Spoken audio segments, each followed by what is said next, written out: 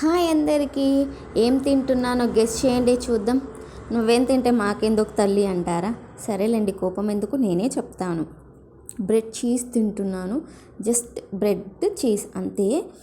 కానీ ఇంకా పిల్లలతోటి చలికి రకరకాలుగా స్నాక్స్ అడుగుతూ ఉంటారు కదా, మనకే తినాలనిపిస్తుంది. అలాంటిది పిల్లలకి అనిపించదా వేడి వేడిగా కారం కారంగా తినాలని?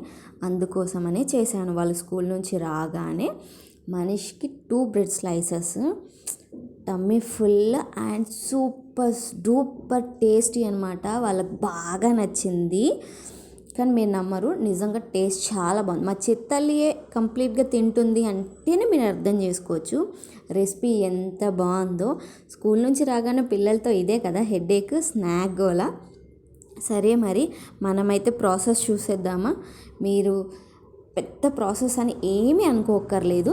ఒక బ్రెడ్ స్లైస్ తీసుకొని దానిపైన కెచప్ కానీ పిజ్జా సాస్ కానీ స్ప్రెడ్ చేసి, చీజ్ పెట్టేసి, కొంచెం పెప్పర్, కొంచెం సాల్ట్ స్ప్రింకిల్ చేసుకొని ఇంకో బ్రెడ్ స్లైసెస్ పెట్టేసి 2 సైడ్స్ ఇప్పుడు నేను చూపించాను కదా ముందు, అలా టోస్ట్ చేసుకున్నారంటే ఎమ్మీ ఎమ్మీ బ్రెడ్ చీజ్ తయారు. వీడియో నచ్చితే లైక్